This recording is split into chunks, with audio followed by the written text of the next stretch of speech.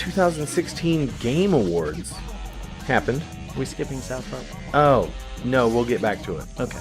Because I've already started talking about it. But, yeah, I'm sorry. The 2016 Game Awards happened. We're going to go through the list here. There was a lot of good trailers and kind of stuff. Like, there was a new Zelda trailer, and we got some, like, Prey and Dauntless. I watched that and some other stuff. But really, I'm not going to go over all the trailers, but I do want to talk about because we are gonna be talking about some of the trailers here in just a little. Some of the award winners, though. So, Trending Gamer, Boogie 2988. And you ever seen any of his videos? He's a big guy. Yeah, and he breaks stuff. Yeah, I'm not a fan of Boogie. No. I am, however, a fan of the Angry Joe Show. And I was pleased to see that he was nominated. I was displeased to see that he lost. Yeah. If you like video game reviews and stuff like that, check out Angry Joe. He's maybe not, as far as I'm concerned, he's not as good as like the Angry Video Game Nerd or like Classic Game Room, but I really do enjoy a lot of Angry Joe's reviews. Some of his reviews can be a little long-winded, though.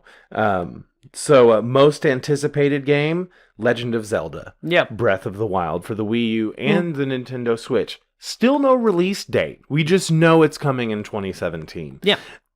It kind of blends the style of like maybe a Twilight Princess and Skyward Sword with that cel-shaded animation that we got in Wind Waker. Yeah.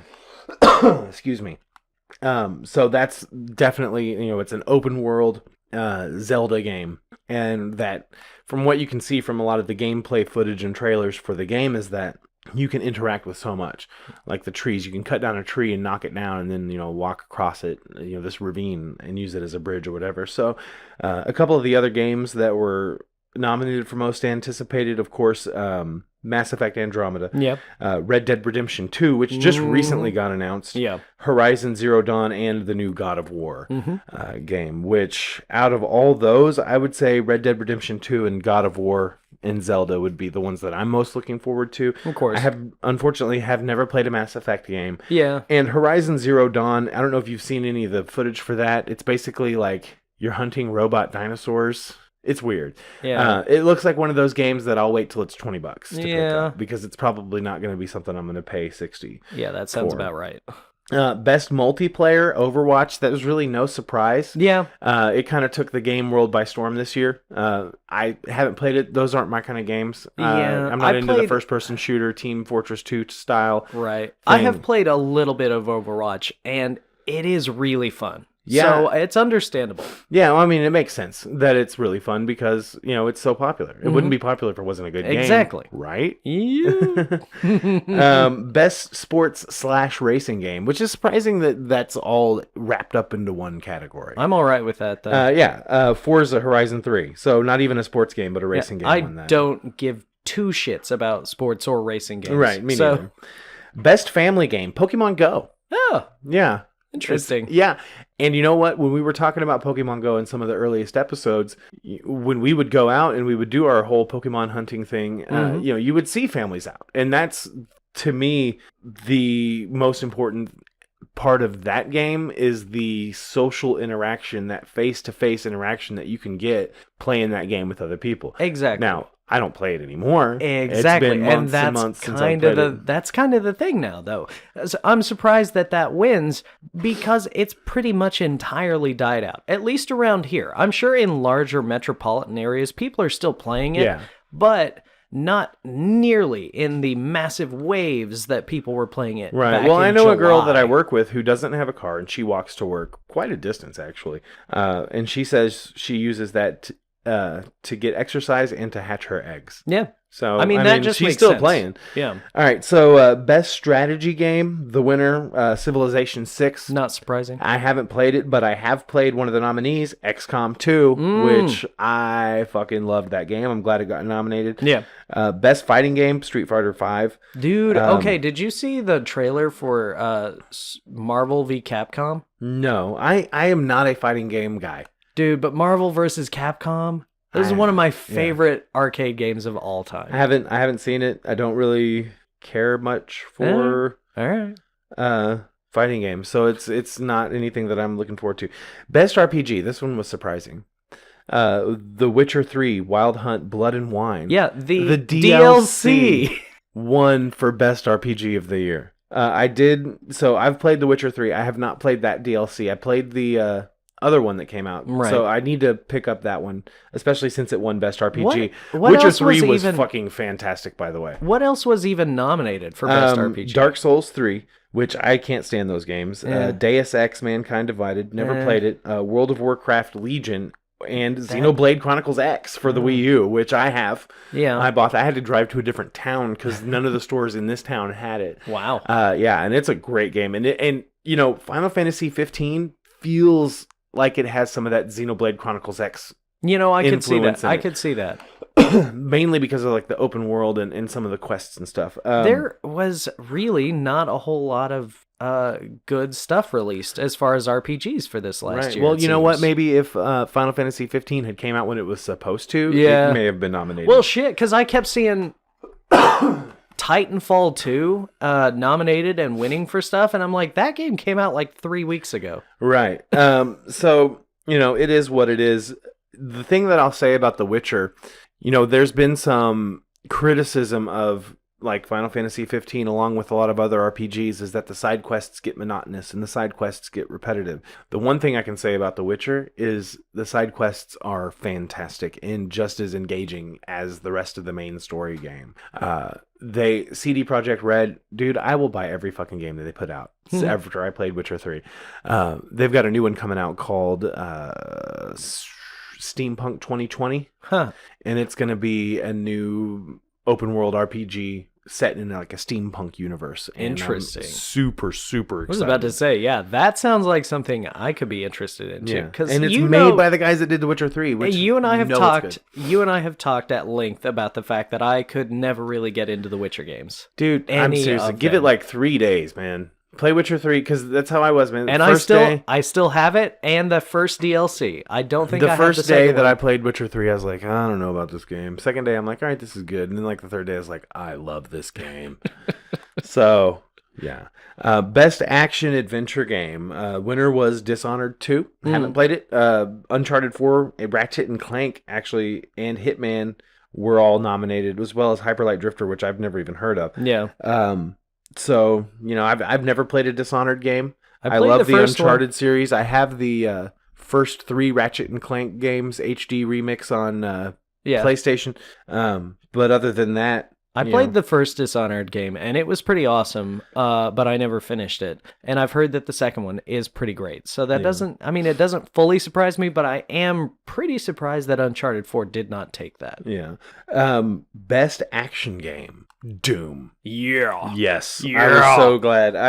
I'm glad that Doom won as many awards as it did and got nominated for as many as it did. For even as a person who isn't a big a fan of first-person shooters, there's always been a special place in my heart for Doom. I'm 35 years old, man. I played Doom when it came out. I played Wolfenstein 3D when it came out, and it was something totally new that you weren't used to seeing. So when they put out the new Doom, of course I had to have it, and it was such a joy to play from start to finish. And they deserve every award they got, and probably deserved more than they did. Well, and shit, this Doom was one of the things that helped us start this very podcast. So, Right, yeah, I mean, I've absolutely. only played about 3 hours of it, but I still have a great space in my heart saved Good for it. fucking game.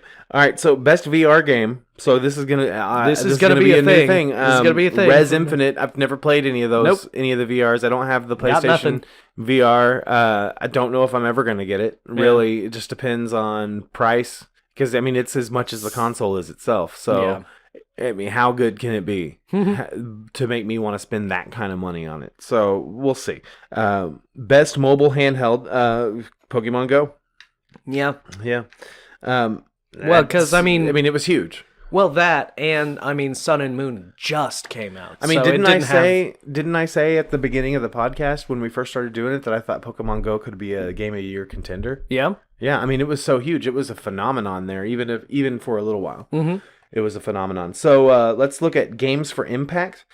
Dude, this one kind of blew me away. Like yeah, this guy's That Dragon Cancer one. Yeah, Never heard of the game until I saw it on the Game I Awards. had heard of it, but I, obviously had never played it or Right. anything. But I watched his acceptance speech, and it Yeah. brought tears to my Well, eyes. I did some reading up on the game, and Yeah. apparently it's about, the impact that your family goes through when a child has cancer. And it's one of those things that I'd like to check out if I ever can. I don't know what systems it's been released for, or Yeah. it may just be a PC game. But So Matt Pat from Game and Film Theorists Right. gave that one away. yeah. And he's the most awkward human being. Dude, I've I ever love seen. seeing He's YouTubers so that I great. like getting exposure like that. 'Cause Yeah. one of the girls from Rooster Teeth also Yeah. presented too.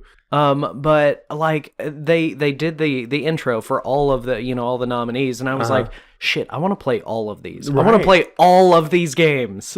Yeah. So, that's Games for Impact. It's cool that they have that category. Yeah, it really is. Because, we were just saying earlier that some people would say that a lot of gamers don't care about story. Yeah, And it appears that apparently they do, especially Yeah. since we have a whole word for it. I So, sure hope so. So best performance, Nolan North. God, as yes. Nathan Drake. I don't even know how many games I have played that Nolan North has done a prominent voice in, but probably all of them. Right. Well, he was the Deadpool voice in the Deadpool game, which whenever I honestly, when they announced a Deadpool movie, I was like, fuck Ryan Reynolds. He's going to be under makeup anyway. Just have it be Nolan North. Just cast Nolan North as Deadpool, and he'll be in the suit most of the time anyway, and Yeah. he's not an incredibly out of shape dude or whatever, why not? Because I thought he perfectly encapsulated that role. And even on Saints Row 4, when you're creating your character for the first time, you can choose between all these different voices, and then you can choose Nolan North. Yeah. So he's a great about one. that. Now, did you watch his acceptance speech? Yes, I did. Okay, so he kind of gave the finger to some of those voice actors that are striking right now. And Yeah. he's like, the ones who really, the best performances really are the people who actually make the games. He's not wrong. Right. And, he is probably like one of the biggest stars as far as video game voice acting Yep. that there is. So he's not going to be out of work. No, of course not. He's in demand. It's these smaller actors that feel like they're maybe not getting compensated as much as they should, and maybe they should. Yeah, and they that's- might be right. That's a That debate might be for another time. a legitimate concern that they have, and that is fair. Right. But ultimately, Nolan North is right when he says that ultimately the most Yeah. important performance is by the game developers themselves. Because if the game is unplayable, your performance isn't even gonna be heard or Right. seen. So best art direction was Inside, which is another game that I hadn't really heard of. It beat out looks- Overwatch and Uncharted. It looks amazing, though. So, like, I saw some of the gameplay footage when they ran the nominations thing. I was like, shit, this is creepy and interesting. Yeah. Best narrative, Uncharted 4, which, Yeah. I mean, it's Naughty Dog, dude. And, we'll talk a little bit more about their storytelling expertise when we talk about The Last of Us later on in this episode. So, best game direction, Blizzard for Overwatch. Doom was nominated. Uncharted 4 was nominated. Battlefield 1 was nominated. Titanfall 2 was nominated, but Overwatch won. Yeah. Game of the year, this is the big one, was Overwatch. Yeah. And it beat out Doom, which I'm so glad it got nominated.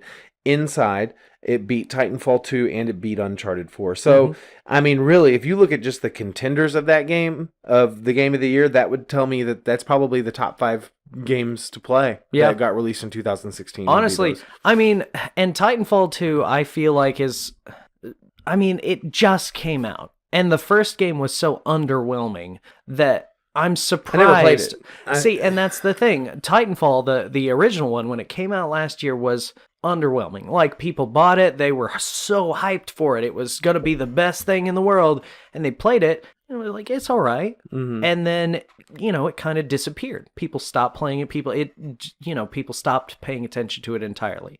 Titanfall 2 comes out less than a month ago. Right. And already is being nominated for all this stuff. I mean, it's kind of the same problem that Watch Dogs 2 is having. I heard that. Watch Dogs yeah. was it was far more underwhelming than Titanfall. Never was. played it either. I played through all of the first Watch And Dogs. you know, I could game. go get it right now for like $5. Exactly. It's super cheap. Yeah, because it's not very good. Yeah, and Grand Theft Auto 5 is still $60, folks. Yep. Brand new. But Watch Dogs 2 comes out and is apparently quite a bit better than the first one, but it's selling so few Yeah. copies because the first game was so Right. bad. And why bother making a sequel to a game that's underperforming?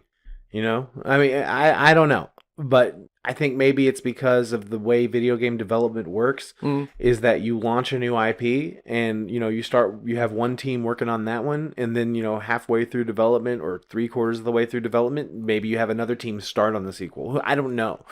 I mean, okay, so think about Saints Row. Right. The first Saints Row game, which is a Grand Theft Auto clone. Right.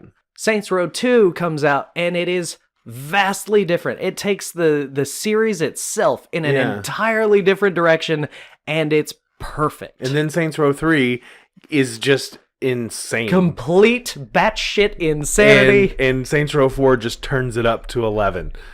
I love those games. Yes. And I hope they keep making more of those Exactly. too. Now, there's one more thing I want to talk about on the Video Game Awards before we move on to the whole South Park thing. Sure. And that's Death Stranding. Did you watch the I did. trailer With for my that? boy Mads With Mikkelsen. your boy Mads. You Mads, bro? I'm Mads, bro. You Mads, bro? Yeah, they gave the industry award to Hideo Kojima. Yes. Who was barred from attending last year. year's Game Awards from Konami, and they kind of let Konami have it. Oh yeah, they the did. dude that presented that award was just, you know, and did you see like Guillermo del Toro Fuck Konami. was tweeting like fuck Konami, canceling Silent Hills after the PT demo was the fucking dumbest thing you've ever done.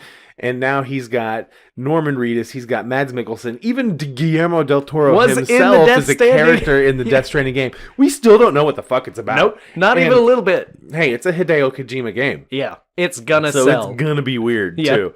So that's gonna be I don't know. Well, you know, time's gonna tell. I still haven't played Metal Gear 5.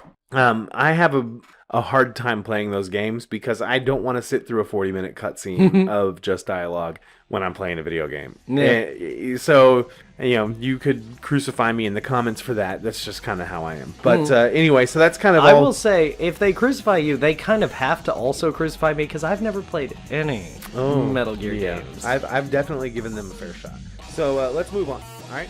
Okay.